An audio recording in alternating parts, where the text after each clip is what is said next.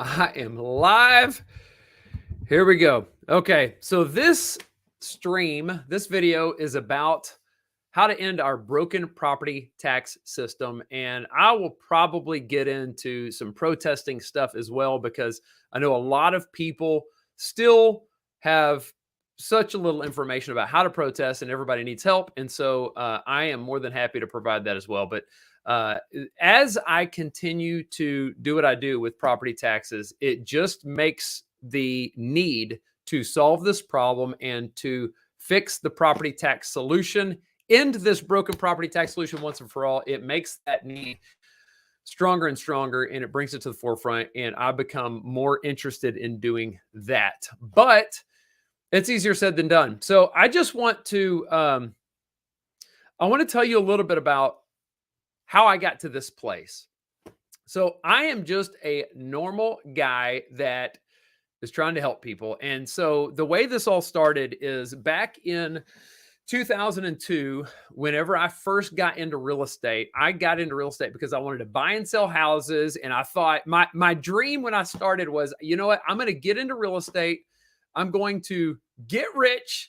Then I'm going to leave real estate. I'm going to go help a bunch of people. Well, God had different plans. And so I got into real estate, bought and sold a bunch of houses. And then fast forward to 2017, I was working as a traditional realtor, and I got the opportunity to hit the reset button in my company. And so I decided, you know what, instead of just hitting the reset button and going about generating leads and paying the bills like a normal realtor, which there is absolutely nothing wrong with that. Like I'm sold out. It's a noble thing to be able to help people buy and sell their houses. But I just had this dream of helping all these people. And I just thought, you know what if I could hit that reset button and do both at the same time, and make a living as a realtor, helping people buy and sell houses, and also help an enormous number of people. And so what I thought was, if I could figure out a way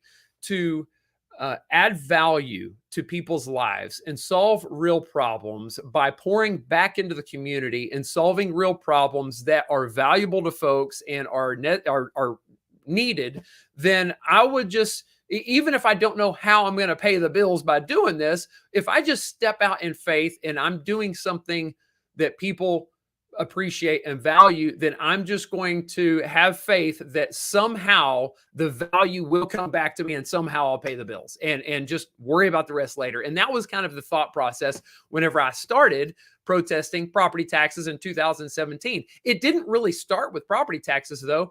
I made the decision, as a company, we made the decision to make that shift. And instead of calling for sale by owner people and door knocking and doing a lot of the traditional things, which are perfectly fine with, I don't have anything against them. But instead of doing those things, we said, okay, we're just going to look for needs in the community to serve. So I did a number of things. I remember one way I was trying to just serve the community is I saw the Girl Scouts out there selling cookies, and I thought, you know what, I'm going to just go make someone's day. And I bought all the Girl Scout cookies, and from a handful of Girl Scouts, and I had a ton of cookies, and I thought, okay, now I'm just going to give all these cookies away for free. But I didn't want to go into competition against the Girl Scouts, so I waited until they were finished selling, and then I gave all the cookies away for free, and did a few things like that. And then all of a sudden, April rolled around, and people got their Blue Value notice in the mail. And I went to Facebook, and I saw a couple people commenting that they needed help with their property tax protest. And I thought, oh my gosh, well, here's an opportunity to serve a need. So I just answered a few questions. And then I was basically just leveraging the experience that I'd had in the first part of my real estate career, when I had a handful of properties that I owned that I went and protested on. I'm a competitive guy, and I experienced going into the appraisal district and thought I had done a pretty good job preparing. I was a realtor, and I thought, well, I'm going to go in there and protest and do some good. I did, and they just laughed me out of the room. You know, they took my comps and said, and it was like I'm a real estate professional, and they just treated me like I was insignificant and had nothing legitimate to show them, and it just got under my skin. So I probably dug deeper than the average person just through my personal experiences. And I decided what I would do is in 2017, I thought I'm going to take my experience and leverage it into helping other people. So that's what I did. I went on Facebook. I started answering questions that people had about their blue value notice. And one thing led to another. And I had like 200 comments. It was ridiculous. And I thought, oh my gosh, there's no way I'm going to be able to help all these people. So I made a video that went through the whole process from A to Z and posted that online, and it took off, and everybody in Tarrant County started to share that video. And then, one thing led to another. We were giving people information so that they could go protest. We were trying to teach people how to protest, and I would follow up with folks and see, how did your protest go? And too often I would hear back that they didn't end up going through with the protest. They just say, oh, I appreciate all the comparable sales and market data that you gave me, but I just decided it just wasn't worth it. Or they had too many questions. And so they just put it off. And it really bugged me, because I was like, well, we're putting out a lot of effort to help people and teach people, and then they're not going through with it, or they go through with it and they weren't successful. And I just like, this is broken. We want to help, but we're not actually solving the problem. And so I said, I heard about these property tax consultants that would go out there and for a fee protest for other people. And I thought, how hard could that be? What if we just protested for somebody else? And I thought, it seems like there's a lot of risk, where if I put my name on the line and say, I'll protest for you, if something were to go wrong, the fear is that you get sued if something happens. But I just said, you know what? It's the whole thing is a walk of faith. So I'm just going to step out there and try. And so that first year, we ended up starting to protest for people. We had a completely different methodology back then, but we ended up helping 1,700 people by the end of that year. And at the end of the year, I literally prayed to God and said, God, if you want me to keep doing this, you're going to have to make it really obvious that this is what you want me doing. Because what I had to learn and overcome that year was just enormous. I mean, it was working throughout the night. Had staff that they were just running ragged, and they were pouring their hearts out. And this whole walk of faith of, hey, if we just do all this free work, hopefully the value will come back to us. We weren't seeing that. We weren't closing any real estate deals because of it. So we just put out all this work and sowed a bunch of goodwill into the community, which I was really happy about. But I was so exhausted. My wife was exhausted. My team was exhausted. And I said, God, if you want me to keep doing this, you're going to have to make it really obvious. And so not too long after that, that's when the relationship with Matt Krause came into being. Matt Krause was a state legislator, and my kids and his kids were the same age. And so I would see him at like birthday parties and stuff, and at our kids' birthday parties.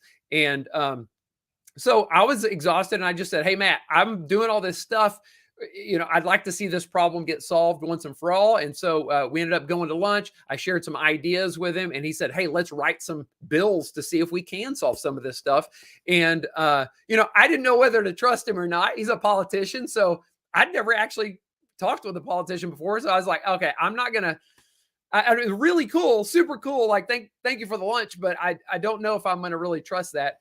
And I kind of went up, but it was awesome. So I just kind of put it out of my mind. And then there were some relationships with people from inside the appraisal district that decided they wanted to help. And I thought, okay, that's really crazy. And so I had these big events happen where these turning points, I just took it as a sign from God that God wanted me to keep going. And there were some other things that happened. I just thought, I'm just going to keep going down this path, see where it leads me. And I hung in there. But and then lo and behold, a year later, Krause wrote the bills, put me in touch with his legislative team, and they were really getting into the nitty gritty parts of this whole process. We wrote some bills, got a couple of them passed. And so that like renewed my spirit that it's like, well, there's somebody out there that we can actually make a change, and we can actually make progress in this thing. And then one thing led to another. Since then, I've helped on all sorts of levels. Let's see, I've gone down to Austin to testify. And while I was sitting there waiting to testify, there was another hearing right before mine. And in that hearing, the bill that was up for proposal was a bill that was simply to legislate having a discussion about how we can solve property taxes. So basically, if that bill would have passed, then what would have happened is there would have been a mandated meeting so that these legislators could lock themselves in a room and brainstorm to try and come up with some solutions about property taxes. And to hear the conversation that they had about the dissent in that room and the disagreement about whether or not we should even talk about trying to figure out if we should come up with a solution for this was just mind-blowing. It was unbelievable to hear these people with such power to change the system just have complete apathy and disagreement that we should even spend time going down this path. And that lit a fire under me. And then I got up to testify with Kraus. We got the bills passed. And so I'm seeing these polar opposites of complete apathy, gridlock in the system, and then I see success, and then I go back home and I start protesting, and I hear these stories, and it's just gut-wrenching to see the pain and hear the pain and feel the pain and listen to these people have these distress situations that are just mind-blowing. I mean, I'm hearing it all the time. We got people calling into my office just crying, hopeless, looking for answers all the time, and then to see these dynamics, it really made an impression. And so it's led to other things. I've worked at the I've been exposed to some inner workings at the appraisal district, how the appraisal district elects their board of directors, the people that run the appraisal district. That election system was corrupt. Thank God Kraus helped write a bill that takes some teeth out of it. We got a long way to go, but I've gotten some experience with that. I've been able to speak with several politicians about how to do this, how to solve the problems. And, and then I've had politicians reaching out to me, which is so cool. I've talked with Don Huffines and Chad Prather about property taxes and about what the solutions might be. I've talked with candidates for mayor of Fort Worth and other, politicians in Arlington, and I'm just all over the place where these opportunities to go a little bit deeper into trying to help solve the problem. These things just, come to the surface. And so all this stuff is culminating as I'm protesting for people. Last year, we protested for 22,000 people. And so it's really allowed me to see a whole lot of how this system works. And I believe I've got a unique perspective that very few, if anybody, have. There's just very few people helping folks, and there's definitely nobody doing it for free on the scale that I'm doing it. And so I've got I've definitely got to have an agenda. And I'm going to hit pause right there to answer a question about what's in it for me. So many people, when I tell people I help and we do it for free, one of the hardest things I have to deal with is overcoming skepticism. Is it really for free? What's the catch? What's in it for you? Surely there's something going on. So I'll just tell you, what's in it for me. I've already told you the why. I've told you why I got into this and my mindset with starting this thing. And I just explained the path because it's important for you to know that's the why. But obviously, this stuff costs a ton of money. I'm paying software programmers and a team of people. It costs a ton of money. And I'm not wealthy to be able to just dish out tons of money. I'm not a bottomless pit. So obviously, if I've got to generate the money from somewhere and I'm not a nonprofit. So here's the thing. If nobody comes back to buy a house through my team of expert realtors, we wouldn't be able to keep doing this. So yes, I absolutely depend on people to come back and buy a house or sell a house through our company. And if people aren't doing that, then we can't continue to help folks. And so that's how we do it. It's just a necessary part of the whole thing. And I'm trying to come up with I'm not trying to. I have other ways to generate revenue to be able to help this thing continue going, because as I've dug deeper and deeper, I've realized that the problem is so much bigger than I originally thought it was. It's like the deeper I go, the bigger the problems get. And so it's going to take a lot more money, and I can't do it alone. I'm just one person. I've got an incredible staff, an incredible team, but here we are. So let's just pause for a second. I want to explain something. Let's see here. Jennifer. I had Jennifer, my assistant, trying to log on, but she may be having some trouble. It's all right, no big deal. So here's the deal.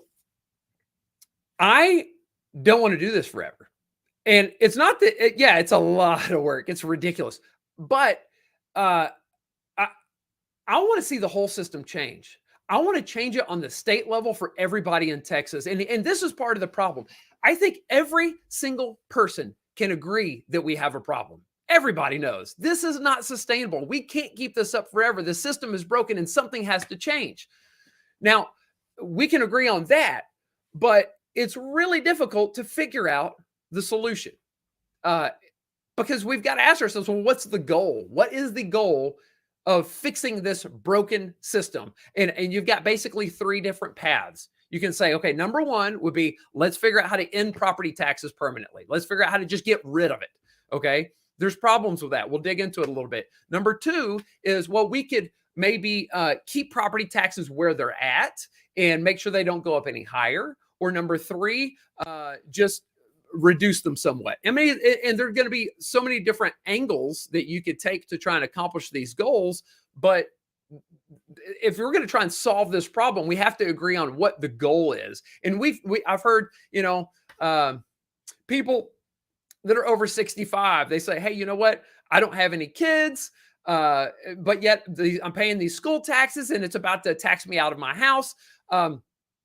Why should I have to pay these school taxes? And I get it. I totally get it. And I hear the homeschool parents saying the same thing. I don't have kids in the system. Why should I have to pay these school taxes?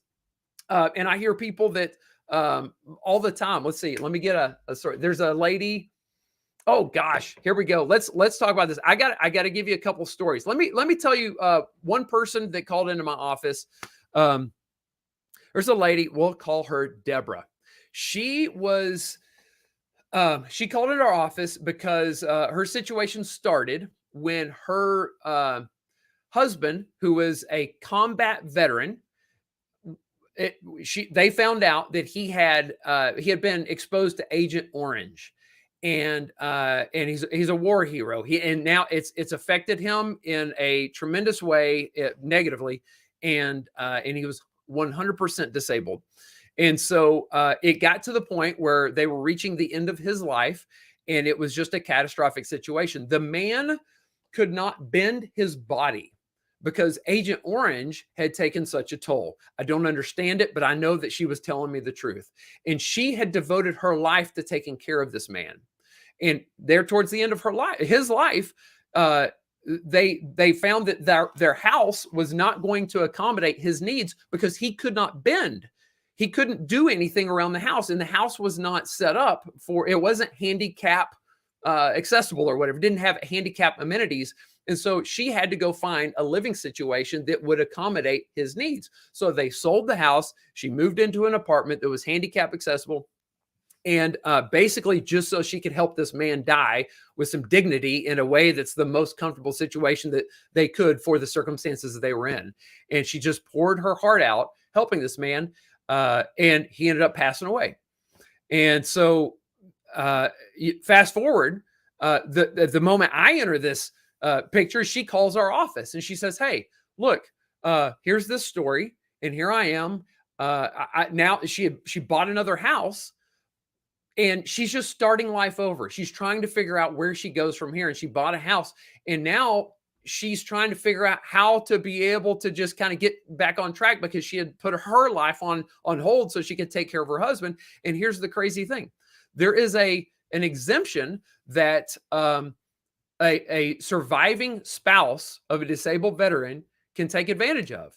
But she doesn't qualify because she didn't own a house at the time of his death. And I'm just like, wait a second. She went through all of this and she's a surviving spouse for this. And because she didn't own a house, because she had sold the house to go take care of this man in his final days, now she can't qualify for the disabled vet spouse exemption. It just blows me away. I got stories like that all over the place. Let me tell you one more. I'm going to share my screen, and I've gotten permission from these folks to share these stories because it's just, they happen all the time. Let's see here. I'm going to go, I'm going to share my screen in just one moment. Bear with me. But we've got people getting taxed out of their house. Oh, I want to find this one, and I will.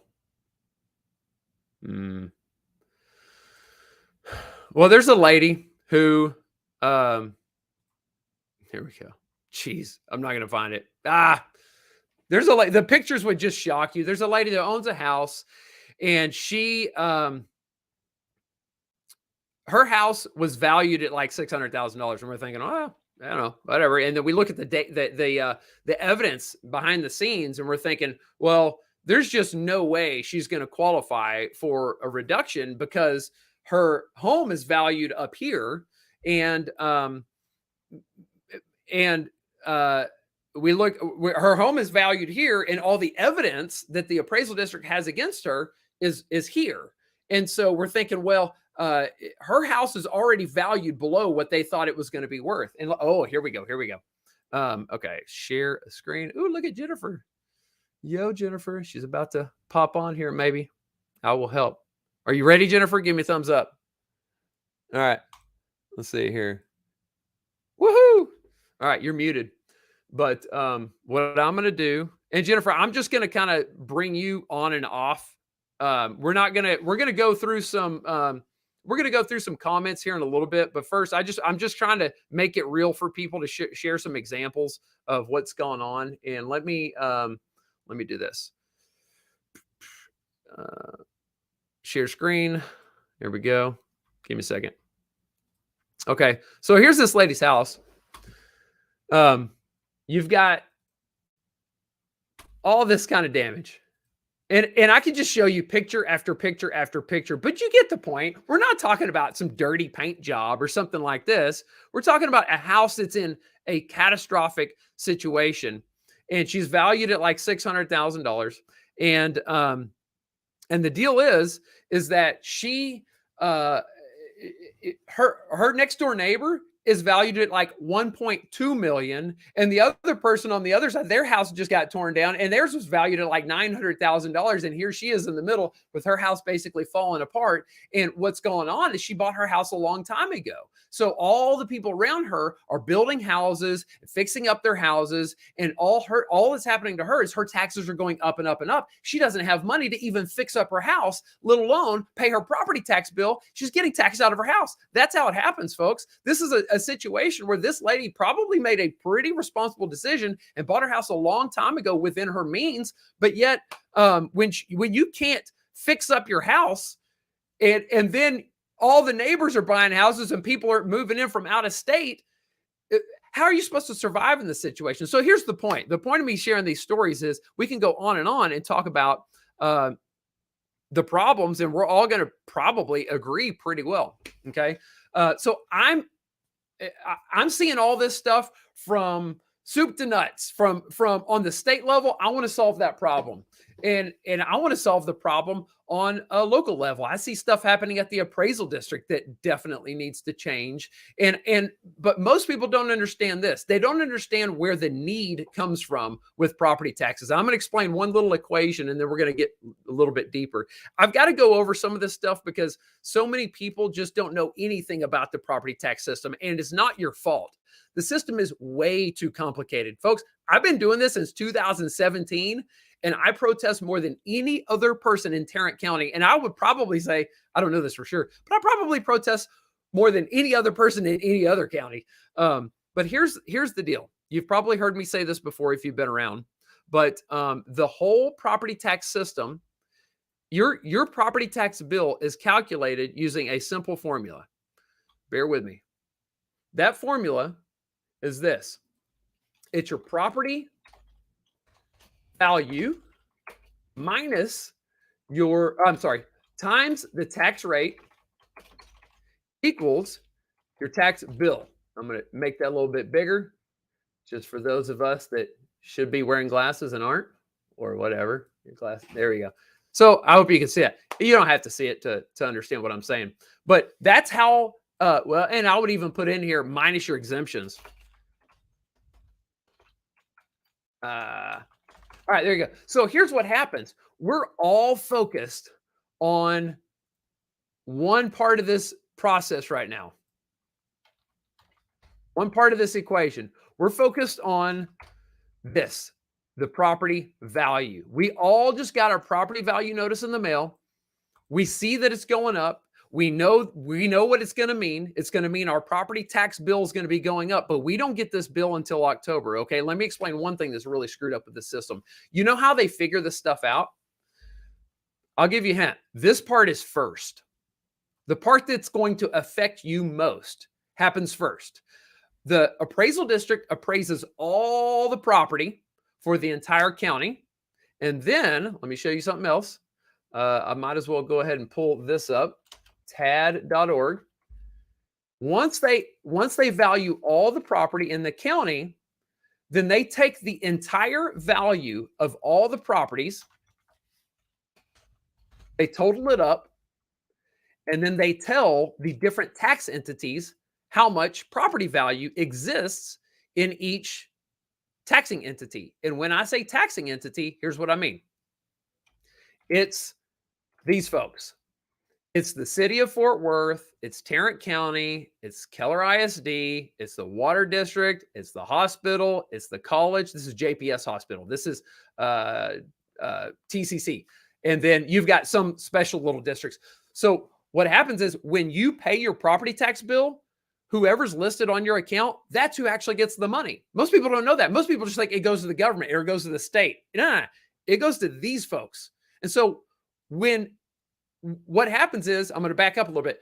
The appraisal district appraises all this property. They total it up and they give the city of Fort Worth all of the total of all the value of all the property inside the city of Fort Worth. Then the city of Fort Worth takes that information and they go back, whoopsie, that wasn't what I wanted. They go back and they say, okay, so now we understand there's like, I don't know how much, like $2 billion of property value. And that information is reported to the taxing entity, to the city of Fort Worth. And then they say, okay, now that we know how much property value we have, we've got that part of the equation. Then what they do is they say, okay, let's look at last year's tax rate and let's figure out what that was. And then let's look at the restrictions that are put on us by the government, by the state. There are caps on how much they can increase their revenue. So they'll look at that cap and they'll say, okay, we can increase our revenue 3% or 2.5% or whatever that is. And then they'll say, okay, now once we can figure out the maximum we can increase our budget without triggering a vote, then that'll tell us how much money we can spend. And that's what they figure out over here. They say, okay, we could change this word to levy. Levy is a tax word used by these taxing entities. It means that they're going to levy a tax on all of the homeowners in Tarrant County. And the way they do that is they come up with their budget. They figure out how much money they figure out how much property value there is. Then they calculate how much money they can spend to figure out how much money, what kind of tax rate they need to charge. It's a totally backwards formula. And this allows them to make sure they can maximize how much money they're spending and get the tax rate passed. Okay. And so what happens here? Let me just ask you a question. What happens here if this property value goes from 2 billion to 3 billion in 1 year? Now that's probably extreme. It goes from like 2 billion to like 2.1 billion from 1 year to the next. Then guess what? They don't have to increase the tax rate quite as much. Okay. And then you know what's going to happen? Look, should I start throwing dirt right now or should I wait? I'll throw it now. Okay. I don't have a problem. I'm just going to do it. Look, I'll just do it. I'm going to do this. I'm going to pull up an email that I got today and I'll show you what happens. It drives me nuts. It drives me nuts. Politicians play games. And when they play games, you get emails like this. I don't have anything against any politician that I like again. Well, I guess I probably do. I don't have a bone to pick with anybody. I think a lot of politicians play the same games. They need to be called out for it. And I don't care anymore. I just care about how people are being affected. This isn't a political thing. I get an email like this. It talks about what's going to happen on this vote. I'm not saying these are probably good services that need to be taken care of. But what happens is they say, what's more, these public bonds can be issued without a tax rate increase. Okay, so this is an email I got trying to get us to vote for these things. Now, we probably need to vote for this stuff. I don't know. I have no idea. I haven't analyzed it whatsoever. We probably need to vote for this. But when a sentence is constructed like this, and you know what I know, you see right through it. Because what I know is this. And you know what? You don't have to know what I know in order to understand that your property tax bill is going up every single year. And when a politician is telling you that they haven't increased the tax rate, but yet you're paying more and more and more, you don't have to be the sharpest tool in the shed to realize that it's total BS and they're screwing with us. And it's not right. And I don't want to stand for it. And I'm sitting here, I'm dealing with all these stories. I'm seeing all this stuff going down. I'm right in the middle of it. And I'm like, I am sick of this. It's not acceptable. What happens is they don't have to increase the tax rate if this side just goes up enough. So let's say it goes from, let's say 0.026. What was 0.026 last year? They can decrease it down to 0.25 because this one went from 2 billion to 2.1 billion. And guess what? They're on the other side, that bill or the tax levy is going to go up and up and up and up. And yet the politicians can talk about how they decrease the tax rate. Okay. So here's the thing. I've got experience dealing with this on the local level, at the appraisal district level, and I want to solve the whole problem. But I'm going to, but I also want to help as many people as I can right here, right now, because we can't wait 10 years. All right. So let's get into this a little bit. I'll at the end of this, I'll get on and I will talk a little bit more about protesting. I'll get in and help as many people I can right here, right now. But I want to talk about how we're going to solve this problem. We can all agree there's a problem. We can all agree that a solution needs to happen, but to come up with a solution it makes this really difficult. Do we get rid of property taxes altogether? Well, here's the thing. I'm not anti-tax at all. You know why? Because I actually like my city. I actually like my county, and I like my schools. I like the water. Well, I don't know if I like the water district, but I think that these entities, they provide valuable services. They have to get their funding. They have to figure it out. But what we can probably, and you probably agree with that, and what we could also probably agree on is they shouldn't be wasting money. They shouldn't spend any more money than they absolutely have to, because when they spend money, it comes out of our pocket. One of the reasons why I wanted to do this today is because most people don't understand this. We're over here focused on this side of the equation right here. But you know what happens tomorrow? We're about to elect. Come on. I want to delete this. Get the focus back on the. We're about to elect all the people that are going to start determining what this side of the equation are and what this side of the equation are. And that is tomorrow, we've got a school board and a city, school board members and city council elections going to happen tomorrow. There are some kind of like little scraps for property tax reform bills that are up. There's a couple proposals on there. One that's going to improve the Homestead Exemption. I think the other one's for the over 65 exemption. They're heading in the right direction, but it's not going to make a dent. I promise you, 1 year or a few months worth of property tax value increases is going to swallow up whatever those things are going to help us. And whenever we hear about these solutions, like what's on the ballot on Saturday for the homes for those property tax issues, what happens is that the politicians, they understand this.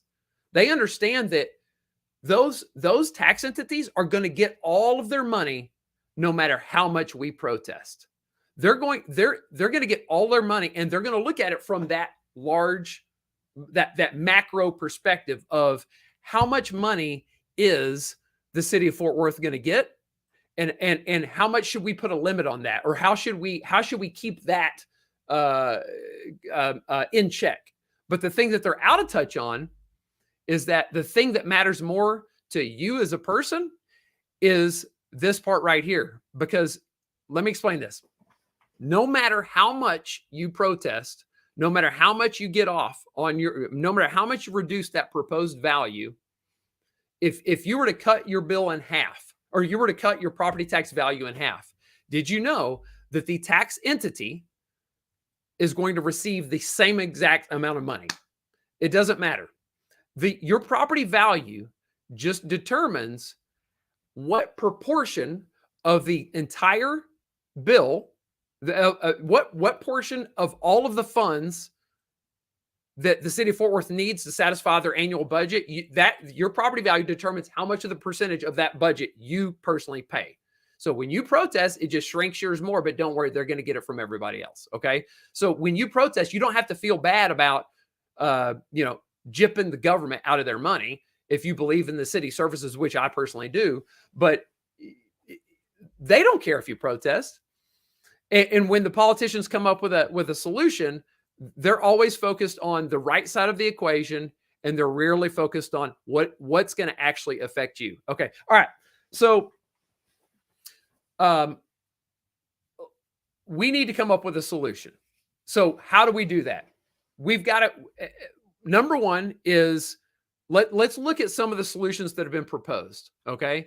You've got, I tell you what, Jennifer, I was going to ask you to pull up, I'll just talk about it. I'm not going to, let me take that one off. All right.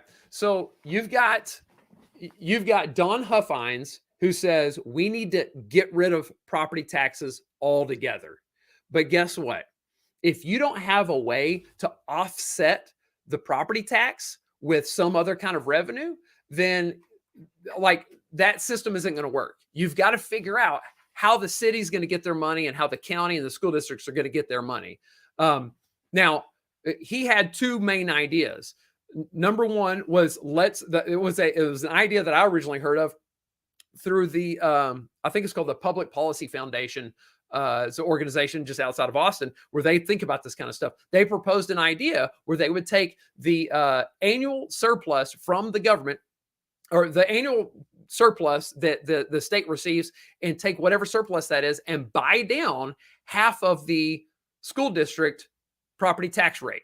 And so as they buy that down and apply the surplus over a course of a number of years, then we could get that to zero, and that would eliminate half of the school district tax. Okay. It would take 10 years to accomplish this. And that's the best idea that I have seen presented as far as property tax reform goes, because it seems feasible and you can do the math on it. Okay. Now, the other side of it that Huffines proposed is, well, what are you going to do about all the other property tax? He said, let's get a value added tax or a consumption tax of some sort. I've never seen the math on that. Okay. Let's talk about Abbott.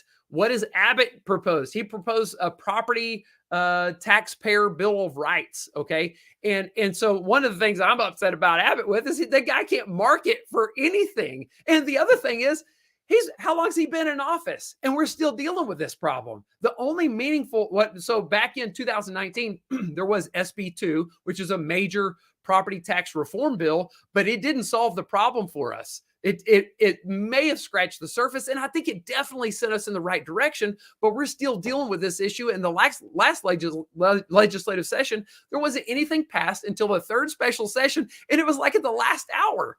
And now he's proposing some things that are, I think he's got some great ideas. He's got an idea about a debt ceiling for these taxing entities.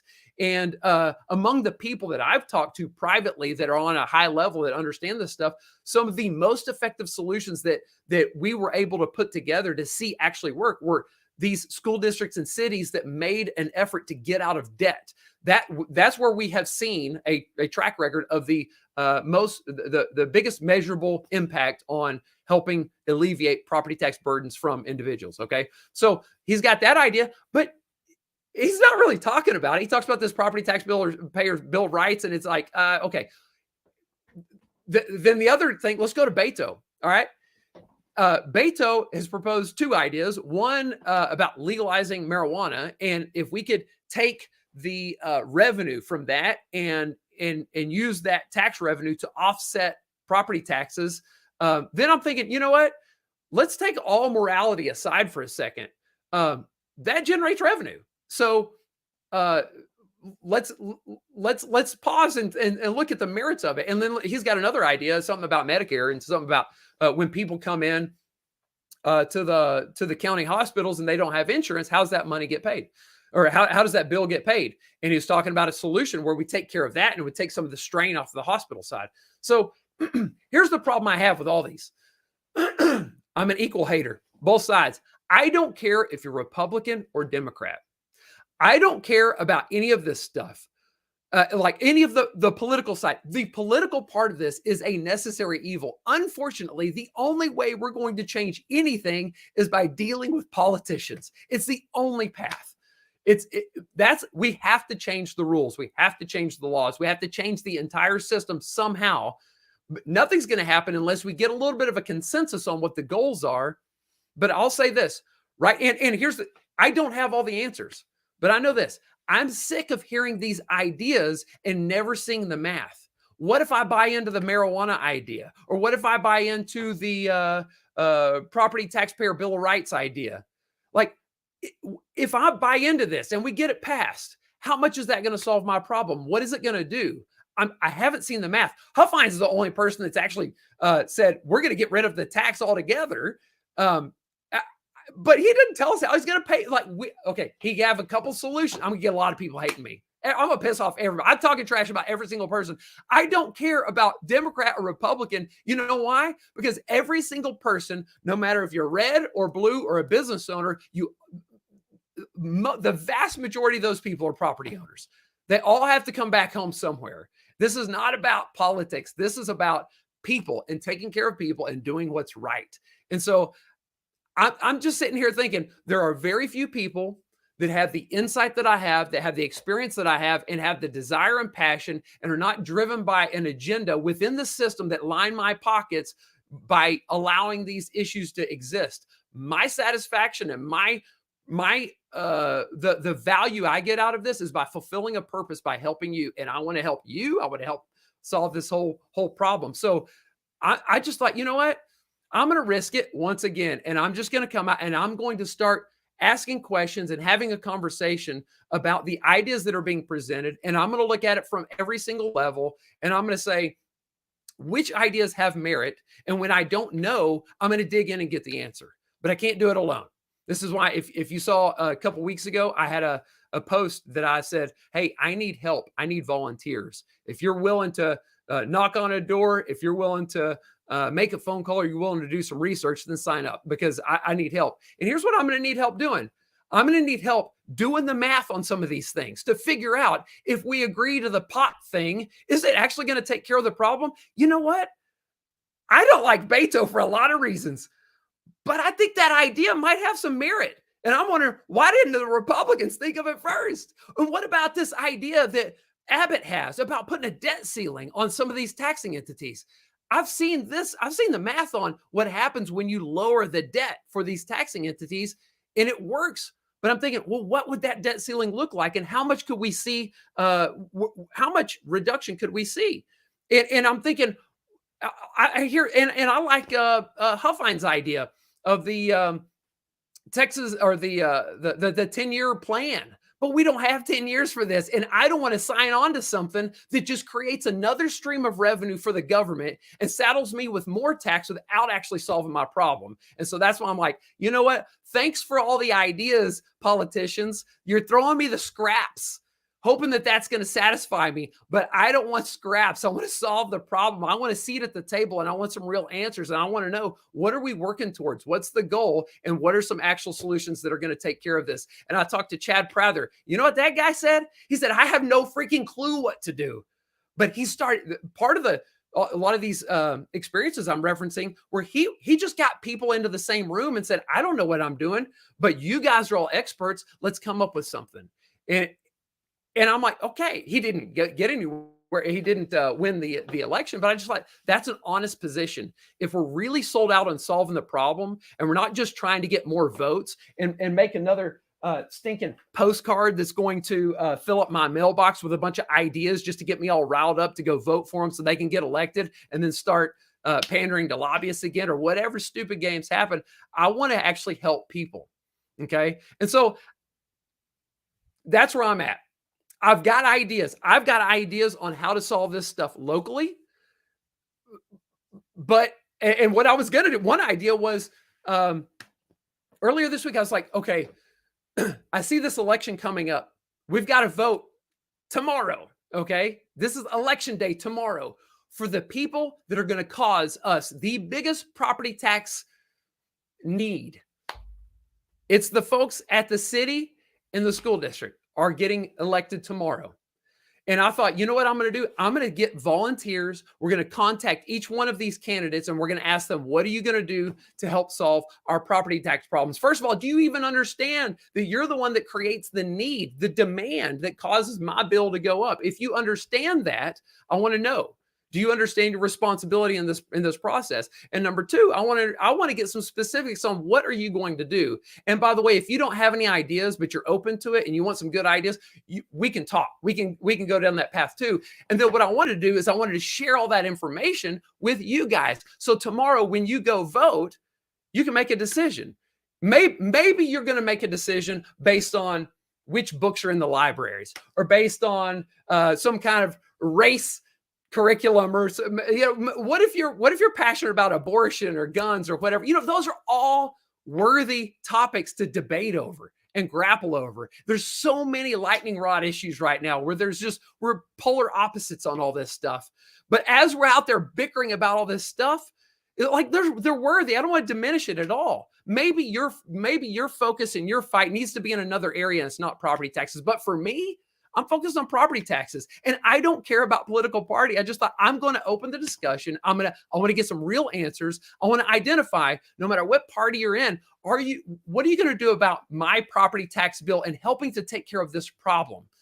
And then I want to identify that, and I want to spread the word. Which politicians are those? And then I want to hold them accountable once they get elected and say, hey, you said you were going to do this. Here's the issue. I've got an audience that's pretty big. I got an email list that's pretty big. We can make a dent in this thing, at least locally. And I believe if we do the right, we take the right, if we make progress locally, then we might be able to cause a ripple effect that goes throughout the state and maybe get some attention from some state legislators to actually get some more laws passed and make some meaningful change. Okay. But it's going to happen at the ballot box. And I don't care. I need people that understand where my focus is and my mission is. And I need you guys out there defending me. If I'm talking about an idea and it just happens to be with a politician that you hate, give me some grace. Understand that I am not politically driven to pander to an ideology. As far as my public, I definitely have my personal views that I believe very strongly in. And if you ask me one-on-one, I'll tell you all about it. But as far as what I'm doing with you guys is I want to help you. I don't care if you're red or blue. I don't, even if you're a renter, if your taxes going up affect you. So I am here to help you because I see that pain front and center. And if you're on board with that, I need your help. I can't do it alone. I need your help defending me if you see a negative comment. And if you're willing to knock on a door, you're willing to make a phone call, or you're willing to do some research, then holler at me. Okay. I will get I'll need to put a link out there right this second. Hey, Jennifer, could you just find property tax link in the drive folder and then and see if you can find that? Actually, it's going to be on an old Facebook post that I put out there not too long ago. But I want to get the answers. I want to figure out what is going to actually make a dent in this. I want to support the right politicians. This is an unfortunate fact. I believe this is crazy, but governments are a necessary evil. They've done so much but the only way this is going to change is if we get the right politicians in and they change the laws and they listen to us. And we've got to get their attention. And that's the only way to do it. Okay. So I need your support. All right. So that's it. I've got ideas. I can talk specifics on this.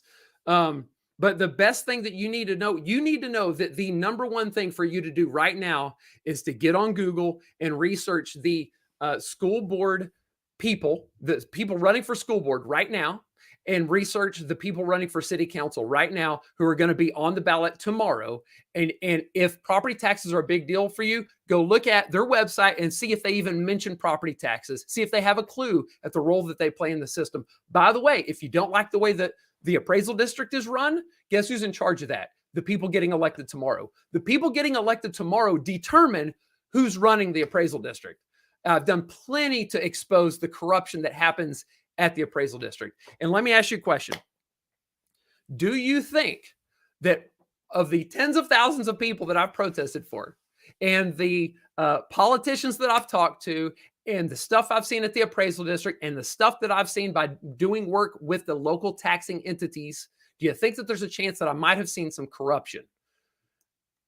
I think that you probably know that the answer is yes. And let me tell you, I was really sad the day that Matt Krause quit running for state representative, because he was the guy that said, you know what, Chandler, I don't care. He did not have a self-serving ideology he was trying to serve. He said, Chandler, what are the problems? And let's write some tax bills. And he put me in touch with his legislative staff and gave me free rein to fix the problems. And I don't agree with him on every issue, but man, to have somebody that actually did what they said they were going to do, and then I actually got to see real change happen, was just awesome. And now that guy's running for district attorney. There's a runoff happening later this month, and you might not like half the stuff he stands for, but he looked me in the eye and said, Chandler, if there's corruption in this property tax system, I'm going to investigate it and I'm going to bring the people to justice. If it exists, I'm going to do it. And I believe it. So there's where I'm at. I wish that I had a list of people to give you right now to tell you which city council members, which school board members were property tax minded. And you know what? They might be all about property taxes, but be, they maybe you don't agree with, some of the other things that they support. And it's okay. I respect your position. I just need everybody to respect if I'm going to be in this deep with the property tax situation and I'm going to try and find real solutions, that I'm going to focus more on what it's going to take to help you in this area and how we're going to be able to progress in this and get outside of politics, because I just believe that me and you care about a lot of the same things. Once we get outside the political realm and we start looking at values, I know if you get taxed out of your house, have to leave the county, it's not going to matter a whole lot who you're supporting. All right, I can just rail on this. I can go in circles all day long, but I want to tell you a story. Okay. I can just sit here and tell stories all day long and just go and go and go. This one is a little bit crazy because it's real. It illustrates the need though. And I want to show you, and I hope that the sound is going to come through with this. And if it's not, it's okay. I'll post it so you'll be able to see it. But what I'm going to do is I'm going to play a little video of a news broadcast that was with one of my friends. And here she is. Jennifer knows what's coming. This is horrible. Let's see here. I don't know if I'm going to be able to. I don't know if you're going to hear the audio, but I tell you what, I would love if somebody, I'm going to press play on this. Please tell me if you can hear this or not. Give me a little bit of feedback. All right, here we go. Can you hear it? Jennifer, can you hear it? No? Okay. Okay, so you can't hear that. That's okay. I'll post it. This is just a news broadcast. WFAA, they've been tremendous supporters. And so in this news broadcast, they're just talking about property taxes like they always do. But they interviewed somebody that I got to know. It's this lady. Let's go back a little bit. It's this lady right there. Okay, her name is Joyce Hood. I got permission to share this story. Well, she's on the news, so I guess it's kind of out there. But she's saying to this reporter right here, she's saying, "Hey, I don't understand how my neighbor's property value went up $15,000, and how mine went up $30,000. It's basically the same house. We're on the same street. Why does mine go up 30 and hers goes up 15?" And what you don't know by the news broadcast is right behind her house, they just tore down a nice little area and built a bunch of commercial stuff. They have like storage, like a public storage place or something, and a car wash. And it's totally, she's going to have a lot harder time selling her house after that stuff gets built, and she's being valued unfairly. So she went in and she started protesting, and the appraisal district actually made a mistake on her account. And when she couldn't figure out what to do, she called me up, and I went out to her house. I checked out the situation, and I went and I helped her fix the problem at the appraisal district, and we got her all straightened out. Okay. And then I got to be friends with her. So then, hold on. It wasn't until sometime later, I think it was later that year, I get a text message out of the blue. And this is somebody I got to know. I mean, I've been over at her house. I was in eyeball deep trying to help her with these property tax situations. And she was very active. In fact, if you're listening and you were in her community, I guarantee you were in her community because she was knocking on every door. She's trying to help everybody she could to help fix their property tax problems because she knew firsthand just how bad it was. All right.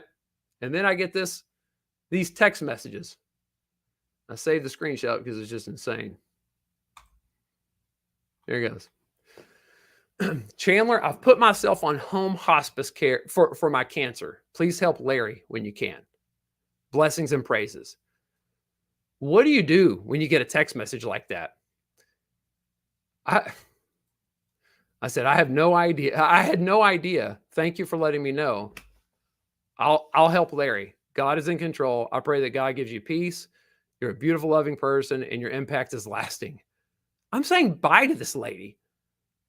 Why? Here's the question I have. I may have pissed you off. I don't know. I haven't read the comments. I could have just opened myself up for a world of hurt by naming politicians and by talking about this stuff. But I don't care. I don't care. We've got a problem and it needs to change. And when somebody is laying on their deathbed thinking about property taxes, it's like, man, I've told you 2 or 3 stories. I could go on and on and on. If your situation isn't bad, it's not because it's not bad out there. You're lucky. Something has to change. I believe that we all agree on that. Okay. And here's the thing. I keep hearing answers without a plan, answers without doing the math. The last thing I want to do is agree to something that's not actually going to solve the problem and end up in a situation where things are actually worse. We're having to pay more tax and nothing's actually solved. And so I just thought, you know what? I'm in a position where I've got the passion, I've got the know-how, and I'm willing to be the mouthpiece, and I'm willing to help organize and lead, but I can't do it all myself. And so that's where I'm at. I need your help. If you're up for helping out, let me know. Okay, so there's that. I don't know, Jennifer. Thanks for hanging on. All right, is your audio on, Jennifer? Or are you purposely going to keep it off so you don't have to talk? Can you hear me? You are brave and bold. Thank you so much. All right. Hey, man, that's a lot that I just went over. It took me a whole hour. Going out on a limb here. A lot of yelling. I'll tell you what. Do you see how to add comments to the live stream? If you just scroll up and you hover over it, then you can click show on it. Mark says, nice to see you. You got it, Mark. Do you see how to do that? Mm-mm. Okay.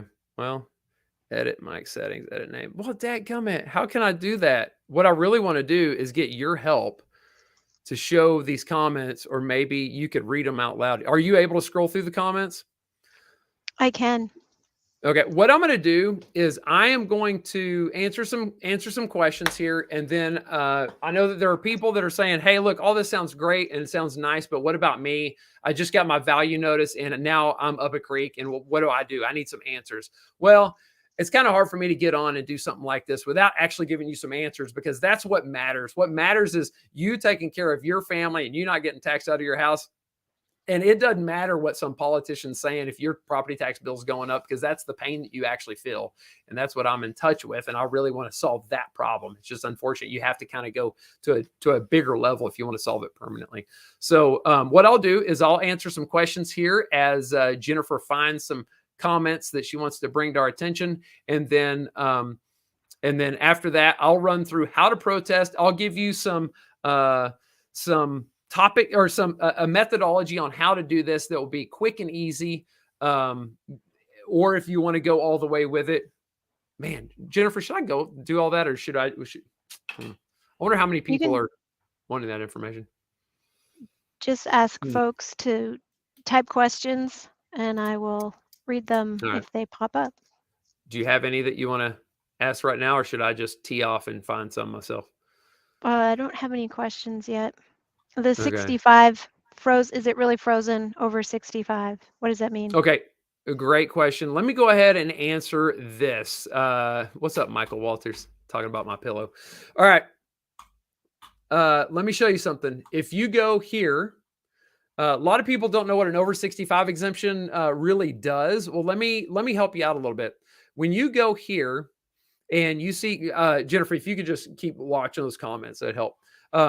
You see this total market value and total appraised value, right? We've got 4 different terms and 4 different numbers.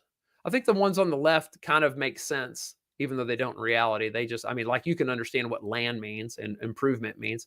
Improvement is the structure of the property. But market value, this is the number this is what they actually think your house is worth, okay? And then this is they chose the word appraised, but they chose the wrong word. They should not have used the word appraised here. They should have used the word homestead capped value, because this number has nothing to do with an appraisal whatsoever. It doesn't have to do with what your house is worth.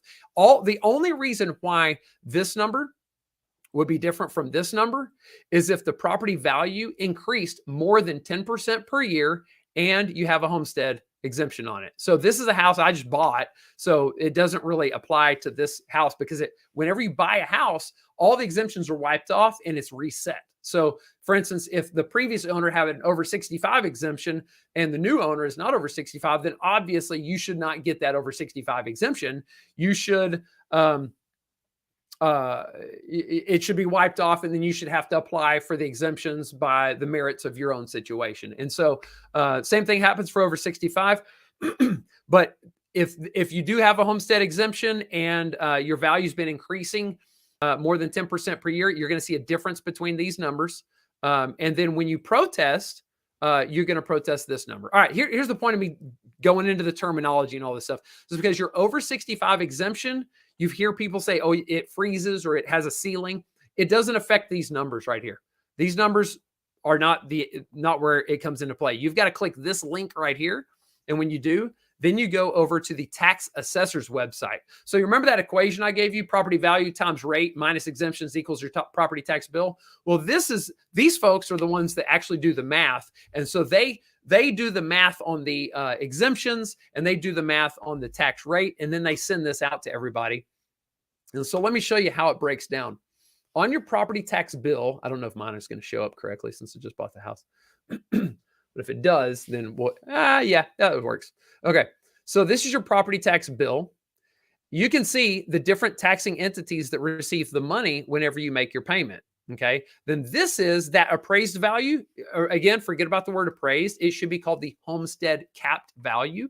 That's where this number shows up. And then they do the math to subtract whatever they're going to subtract because of your exemptions. Okay. And then they come up with yet another word just to confuse matters even more. They call this the taxable value. So they subtract your over 65 exemption. They subtract your homestead exemption. Then they multiply the tax rate. That's what these things are. And that's where you get the amount of money you're going to have to pay all these different entities. And then they just total it up at the bottom. And that's where the figure comes out at. And if you have a mortgage with an escrow account, they just send the bill to your escrow account, and your escrow account pays the entire bill.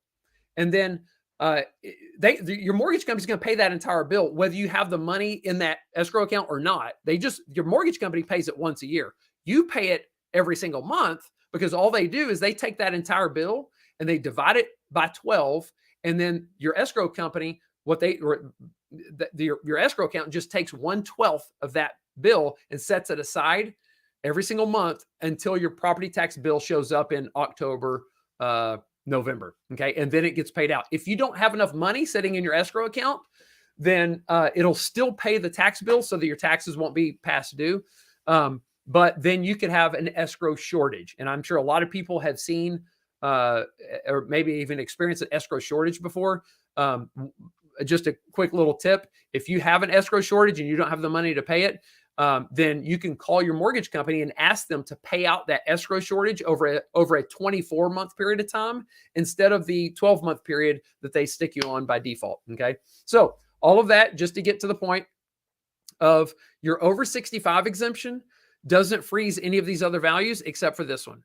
This is the one, this is the area where they freeze the amount. Okay. They freeze the actual amount of money that you pay. And it's actually a ceiling.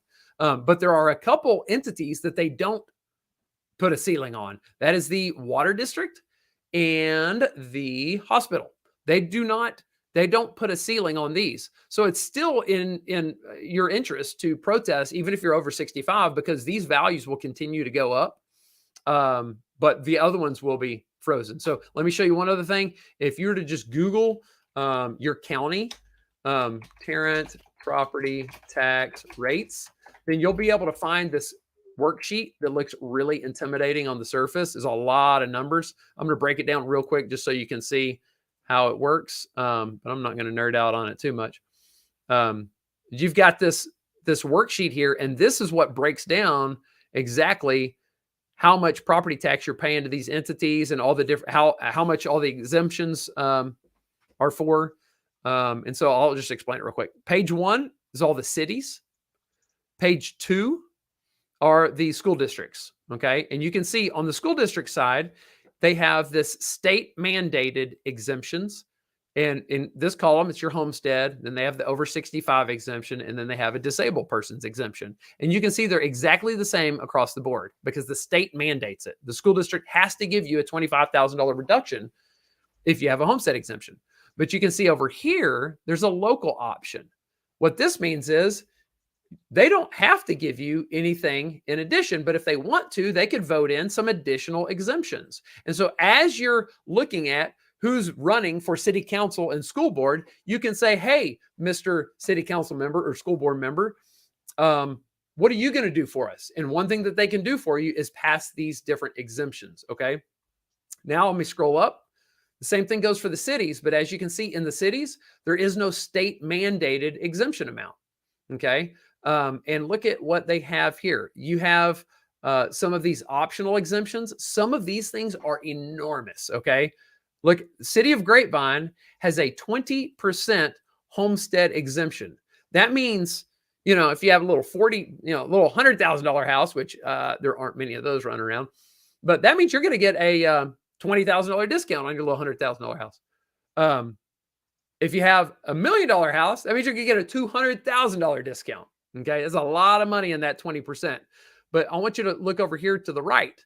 You can see this column right here says CEIL. That stands for ceiling. Now you can see which one of these cities has a ceiling. This is pertaining to the over 65 exemption. And some of these cities, as you can see, the city of Grapevine does not have that over 65 ceiling on the city tax. Okay.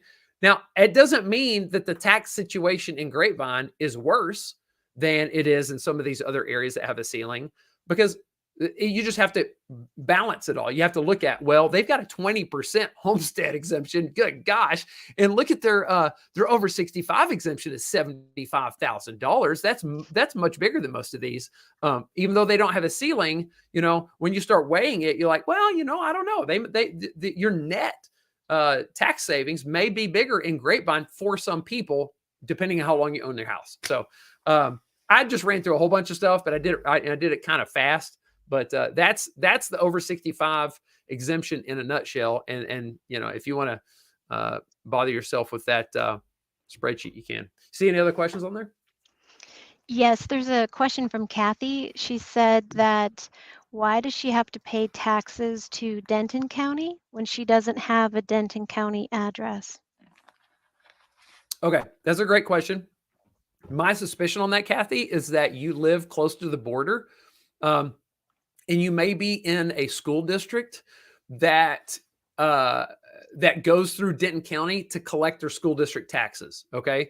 So that's my suspicion on that. If you're close to that border, but you're in, let's say you're in Tarrant County, but it might be collected by Denton County. There's a good chance you're not paying the county tax, but there's a good chance that the central appraisal district in Denton County is the one that's processing that collection process or valuing it, or maybe, without looking at your situation, I'm just guessing, but that's usually what it is. Is you're close to the border, there's another taxing entity that goes into the neighboring county, and so they help out with the collection process. Good question. What else you got, Jennifer? There is one from LaBelle. She said that she purchased her home in 2021. It had an enclosed porch, and there was a mini split put in to count as a living space. And now that no longer works. And can she protest it as an enclosed patio again? Does it? Yeah, absolutely. I mean, here's the thing about protesting. It's completely wide open. You can protest anything you want. Yeah, I mean, whether it's valid or not, it doesn't mean you're going to win. But I mean, that 3-person panel has a lot of power. They can agree to just about whatever, and it's going to happen. So if you've got an enclosed patio and maybe it was getting taxed like as living space, and then you want to pick a bone with them on it and say, no, this isn't living space anymore, you've made some changes to it, then what I would recommend is just get some kind of evidence to show that it's not living space, and then file your protest. Some ideas on that would be, I think probably photos might be the best thing. You just take some photos of that area to show that it's not in fact living space. It's a patio. There's no HVAC, and it should be counted differently. So my hunch is you probably have a successful protest on that. Mm-hmm. What you got? That's it so far. And Kathy, reach out to me and I can help you with more specifics about your taxes. Okay. You see any hate out there, Jennifer? Anybody hating on me? No, they're wondering For why real? you don't run for office. I'll tell you why. Because look, people don't want to hear this either. People do not want to hear this. But I got to spend enough time with some politicians to see that job sucks. That job sucks, man. I'm sure that it appeals to some people, and thank God it does, because those people, I mean, the state legislators make like something stupid, like $7,000 every other year. But when there's a regular session that lasts a really long time, and special session, well, they've got to leave wherever they're at to go to Austin. And if they've got a family, that's a real sacrifice. They're not getting paid for it. That people don't trust them because they're a politician. And then they come back home and they have to fight tooth and nail against a negative ad campaign to get elected. There is prestige and stuff that comes along with it, but there's a burden to it too. So I believe for the good politician, it's a calling. You have, if your heart is in the right place, then you are a public servant, and God bless you. So, but the reason why I'm not running is because there's nothing attractive about it at all. I actually want to make a difference, and I believe, as one politician, I would be pigeonholed to Austin to doing what I'm doing. What I want to do is I want to be with the people. I want to be with you guys. I want to help you. And, would I rather protest your property tax and help save you some money right now, or make campaign promises and send out a postcard to say I'm going to do this and that, and then get down to Austin and realize, but I'm going to get into something else. Here's what I learned. I got down and I was hanging out in Krause's office. So I'm in the Republican, vein. That's just where I'm at, because that guy's invited me to his office. But I got to see Krause operate, and I got to see Sticklin operate. Okay. They have completely different methodologies. And I think that both of them have people here locally that absolutely love them for different reasons. But you have different ideologies. Where Sticklin went down there, I think he got one bill passed, but people love him. He killed so many bills. It was insane. He just went down there, and so he probably made more people mad than any other politician down there, because he's just foiling the whole system by killing bills. Krause got a fair number of bills passed. It's really, really difficult to come here locally, make campaign promises, and then realize in order to get those bills passed, guess what? You got to get the other politicians to vote on your bills. Okay. In order to get the other politicians to vote on your bills, you think they're going to vote on your bills if they're pissed at you? No. you've got to be somewhat friends with them. But if you're a man of integrity, which Krause is, you got to figure out. I mean, look, debatable. You might not think he is, but he at least does what he says he's going to do. And I just got to see him operate. He's not out there like saying one thing and doing another. And you might disagree with me. I don't care. That's not the point. The point is this: in order to make change happen, you can pick one of those different paths. I don't think one's right or wrong. I think we need both people down there, and we need a Democrat down there, and we need somebody on the far left and someone in the center, and we need the libertarian, and we need them all fighting to make sure that the best idea comes out on the other side. Okay. But that's what happens is they get down there and they start fighting, and they're like, okay, well, judgment gets clouded. They quit interfacing with the people to hear the real pain that people are going through and to see the real problems. And they get down there and they're trying to get bills passed, or they're trying to climb the ladder. Those are the worst. If you're trying to climb the ladder, then it's like you're really, losing focus of actually solving the problems that people need solved. You're trying to solve your own problems and climbing the ladder. And we need people to climb the ladder too. So there's a way to it.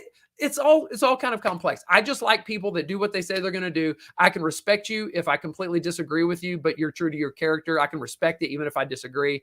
And we just need more people that are willing to go down there that have some kind of character and are willing to stand up for what they believe in, even if I disagree. I can respect that. Anyway, whatever. I'm all political today. I'm crazy. This is wild. What else? What did you say that made me get on that rant? I don't even know. They wanted to know if you were interested in running for office. We won't visit that anymore. Okay, it makes me sick. What about when you can't get someone a reduction? What's up with that? Oh my gosh. I'll tell you what's up with that. I usually leave pretty mad. Sometimes, but what happens is we'll go look behind the scenes, and I don't know. I could answer this question in a detailed way and show you evidence, but I'll just tell you it's complicated. But here's what happens: the value you get on your blue notice, guess what? That's not what they actually think your house is worth. It's not. That number is derived through a mass appraisal system, through a cost analysis. That's not how a buyer or a realtor or an appraiser determines the value of your house. That's how the appraisal district determines the value of your house. It's through a cost analysis. It's not dishonest. It's just not real world. Okay. So they'll send that value out on your blue notice. And then when you go into protest, they'll say, oh yeah, by the way, we decided in order to present some evidence for your protest, we're going to go ahead and do the research according to like the real world practical application of how to arrive at a value. It's technically called a sales comparison process. And they go out and run comps. They look to see what other houses have sold that are similar years nearby your house, and then they'll bring that as evidence. And sometimes they'll propose a value here, but they actually think your house is worth something down here. And that's what their evidence shows. So on those, I can get an easy reduction from that proposed value. Well, sometimes the opposite is true, where they propose a value here, but they actually think your house is worth something far up here. And so then whenever I go to protest, I've got to work against the evidence that they have and try and get this evidence. I got to overwhelm this evidence and try and drive that number down below what they proposed in order for you to see a reduction. Well, sometimes I can usually come up with 1 or 2 data points, but if I got 2 data points, 2 sales, and they've got 10, then I might only get it down a smidge. And if it doesn't get below this proposed value number, then guess what? You're going to get an email from me saying, hey, look, there's evidence in the system that says that they've got evidence that there's just not enough evidence to counteract what they've got in their system. Okay. And so we're not going to be able to get your reduction. It's not for lack of trying. It's because things are selling sky high and they've got evidence to show. Now, I'll say this. Sometimes they'll propose a value here, but your homestead capped value is here. Okay. Let's say last year, the values were like this. This was your market value. Well, then this year, they might have proposed a value here. This one goes up 10%. We might protest this one down, but your taxes still went up from last year. Okay. So we could actually win a protest and your taxes still increase. It's a hard thing for people to understand because it's like we'll celebrate a win, which we should. And it's still a good idea to protest because that sets you up to be in a better position for next year, but yet your taxes are going to increase. And it's like, well, it's hard to celebrate too much, but at the same time, it was a successful protest, but it's just the way the data in the system is. And it's just because the whole system's screwed up. I mean, that's it in a nutshell. But if you want to see a video on what I'm talking about, you go to freetaxprotest.com/videos and you'll see market value versus appraised value. It's in there, and it'll explain that a little bit more. What you got? What should folks vote for tomorrow, May 7th, for the 2 constitutional amendments? Okay, both amendments, if you vote yes for both of those amendments, then it stands to help somebody benefit from reducing property taxes on some level.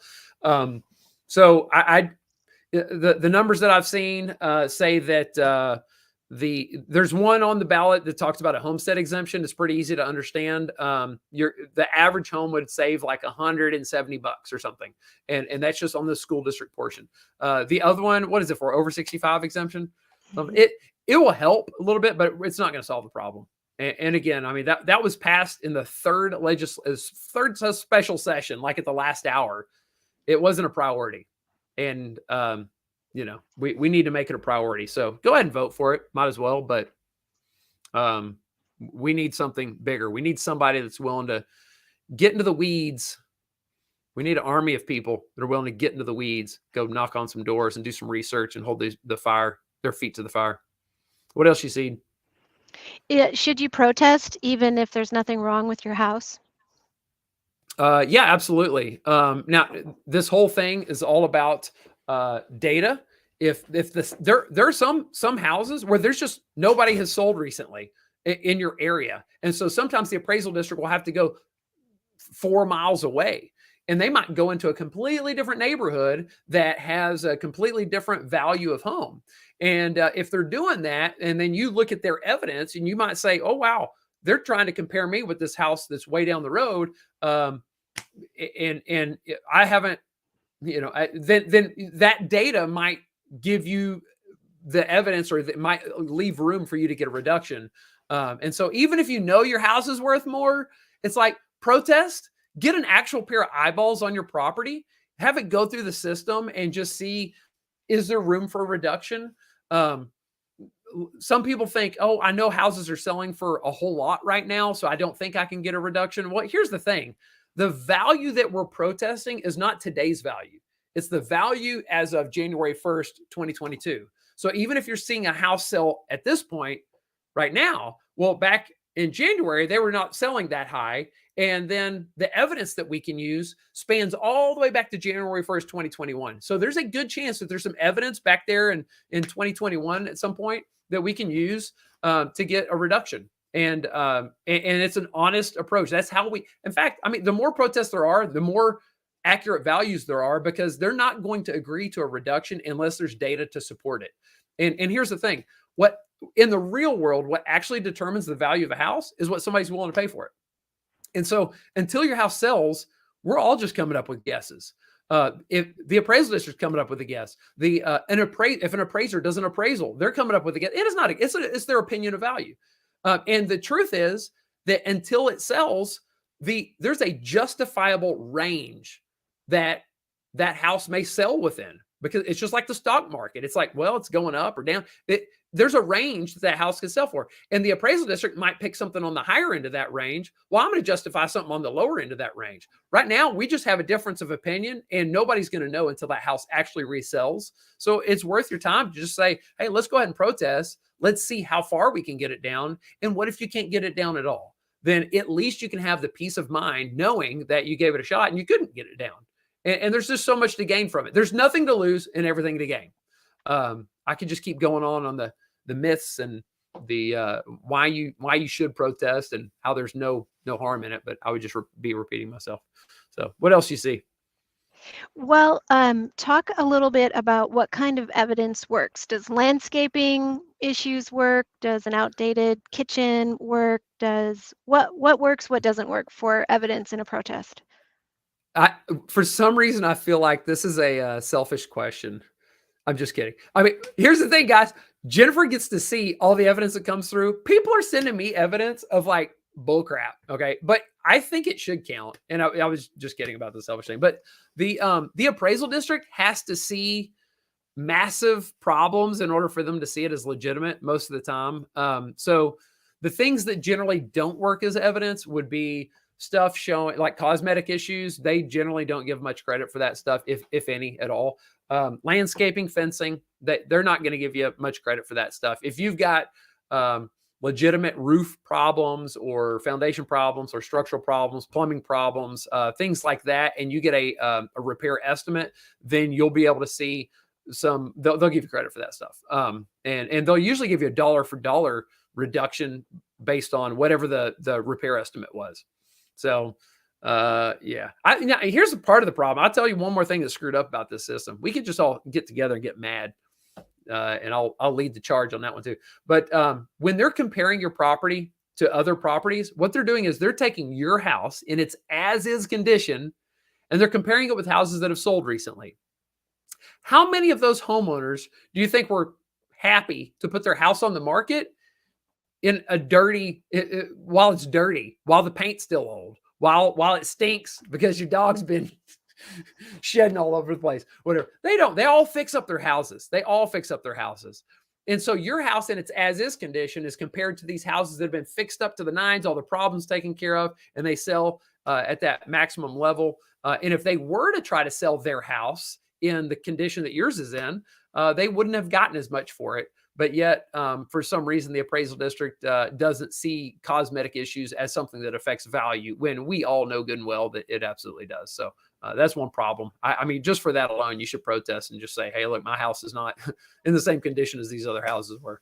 So what else you got? Well, where and how can they sign up for your tax protest? And can you take evidence? Can you use evidence? And how do they get it to you? Yes, you sign up for me. Okay, you can protest on your own. Go to tad.org, log in, go through their system. If you want to take it to the next level, then you can look at some of my videos. If you go to freetaxprotest.com/alternative, then I'm sorry, freetaxprotest.com/videos, then you'll see all sorts of videos. You can help yourself. If you want me to do it for you, just sign up at freetaxprotest.com. Put your address in the little blank. Let me just show you what it looks like. Here we go. All right. Here's what it looks like. This is my website that we built. And you just put your address in here. So 123 Main Street, whatever. You grab it and you click, does my property qualify? As long as it's not a confidential account or a, sorry, this probably doesn't qualify. It's probably because it's not a single family residential house. So we don't do commercial properties. We don't do multifamily. So we're not doing apartment complexes and things like that. But you just go through here and follow the prompts. If you've got something that doesn't qualify, if you click this button, then you can see some alternatives, some other companies that we've identified as companies that have been reliable to go to, or at least just an option for you, because sometimes it's kind of even hard to find who's out there. But anyway, there you go. And then in the sign-up process, at the end, it allows you to upload evidence if you want to upload photos and repair estimates and that sort of thing. Yeah. What if they want to ask me? What if they want to ask me a question or reach out to them later? What email address? How do they reach me? Protest@chandlercrouch.com. Protest@chandlercrouch.com is how you email. That's the way you reach us. And here's the thing, guys. We get a lot of messages all day. The other day, it was 7 a.m. and I had a meeting with one of my software developers, and we looked, and there were already 50 people that had signed up for our protest. It's 7 a.m. I don't know how many, it's crazy. So we just can't get on the phone all the time. It's one reason why I like to do these, because to be able to ask questions, answer questions. Most people had the same exact questions. We just couldn't talk to everybody on the phone. So we asked that you go through email first. I know it's annoying, but it's what we have to do. It's free service. So it's like, just to keep the budget, to be able to make this possible, send an email, protest@chandlercrouch.com. 90% of the time, it's a question that we've been asked 100 times, and we can give you a quick and easy answer, and then you're good to go. If it's something that we need to escalate, then believe it or not, there's a good chance if it's a complicated situation, you're going to get an answer from me. I may pick up the phone and call you, or send you a video, or Jennifer may get on the phone. Jennifer's been sitting right next to me doing this stuff for years, and she's seen so much. So that's how you get help. Okay. The last question here is about repair estimates. Will that help a protest? And how will Absolutely. it help? Yeah, absolutely. If it's a legitimate repair estimate from a legitimate contractor, and then and it's a legitimate repair, then a lot of times you'll get a dollar for dollar reduction off of that proposed value, and you can just upload it and send it in with your protest. Now, here's the thing: when I use the word legitimate, one of the criteria is that it has to show that there was a condition issue on January 1st of 2022. So if it's a paid invoice and it was paid in December, then you're basically showing them that whatever problem that got fixed, it was fixed before January 1st. And so that's not a legitimate thing that they're going to give any credit to, even if you rebuilt half the house. If it got rebuilt in December, then they're going to say, okay, well, on January 1st, you were good to go. So you get the full tax. I've seen houses that were burnt down and rebuilt and they didn't get any tax break. It's horrible. But that's what you do. You just you get that repair estimate. And if it proves the condition issue existed on January 1st, then upload it in the system or turn it into the appraisal district and use that along with your protest. And that's it. All right. The deadline to sign up with me is May 13th. To sign up, if you're not signing up with me, then you want to make sure you get your protest filed and in the mail by May the 16th. And you don't have to stress too much. You just need to put that document in the mail. You can do all of your research after the deadline is okay. You're going to get a hearing date at some point in the future. Whenever that hearing date is scheduled, that's your new deadline to get all your research done. If you want to call a contractor and you're doing it on your own, you can do it then, or go in and talk with the appraisal district and try and reach some kind of settlement. I've just got to say this again. I would not be able to do this. I can't do this for free. I'm doing it for free. I want to continue doing it for free. I would not be able to fund this if it weren't for our incredible clients that keep coming back to us and buying and selling houses. If you hear of somebody that needs to buy or sell a house, send them our way, and we're going to be able to keep doing this. You can hear my passion in this. This is real for me. But I'm not just all about, I want to maximize in every area. If you go look at our reviews, you can see that I am not messing around on the real estate side. We've got techniques to help sell houses at a higher value and get reductions and negotiating techniques. I'm doing training all the time for our staff here because my thought is, instead of operating a nonprofit and going out and raising money and getting grants, but if I was doing that, I was holding a fundraiser gala, I'd be spending my time raising money somehow. I would rather spend my time raising money by providing a useful service to help you with your home, generate revenue that way. And I'm going to pour it right back into the community by helping folks. And so, there's all sorts of, I want to tell you, let me give you a tip. Do you know it matters which day of the week you list your house for sale? Did you know that? If you list your house for sale on a Monday in this market, by Friday, if it says it's been on the market 5 days, do you think your offers are going to be higher or lower than if you list it for sale on, say, a Thursday and it's only on the market for 1 day by the time that weekend rolls around? I mean, there's little bitty things like that that can actually make a measurable difference in putting money in your pocket. And I am on it. We test all sorts of things. I've been a real estate broker for 20 years and been doing this, and I don't plan to stop anytime soon.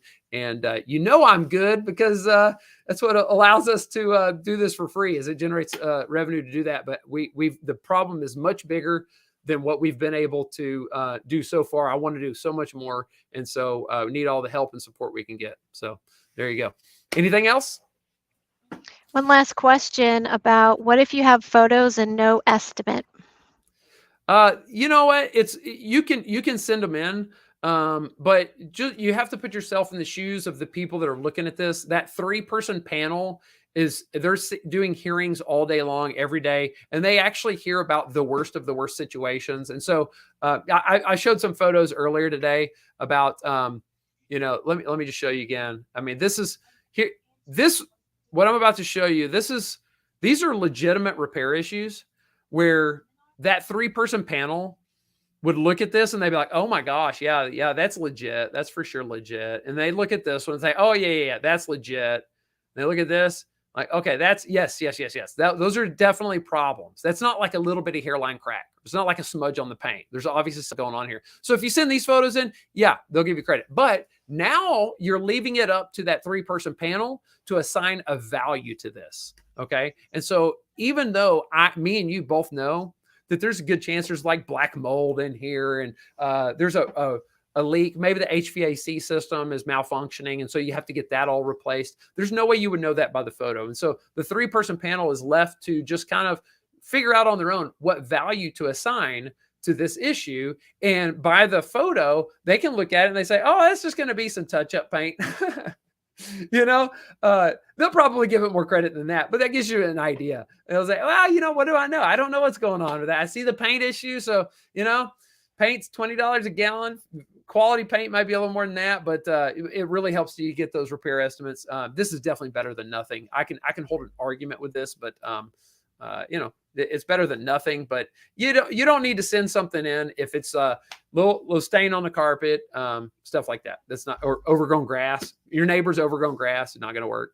I wish it wasn't that way, but that's the way they are. All right.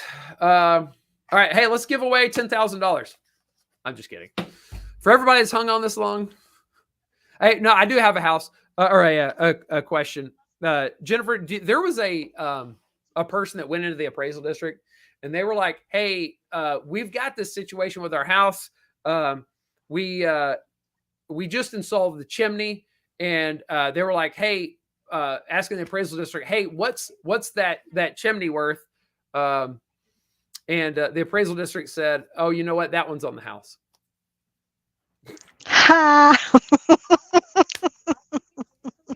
This is good for you to be on here because you're one of the few people that like get genuine enjoyment out of a joke that's that horrible. I do. I appreciate a good bad joke.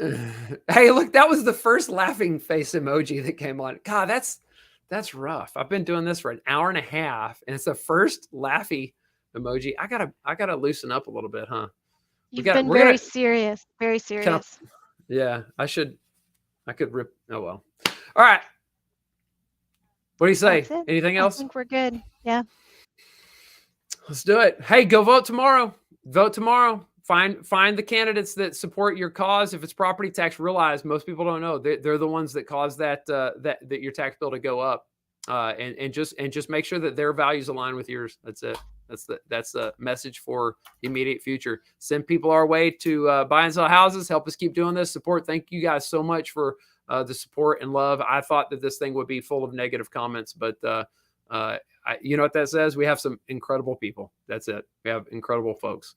And Ms. Stormer, I'm going to reply to your email soon. Don't worry. All right. Thank you guys so much. Have a great day. Over and out.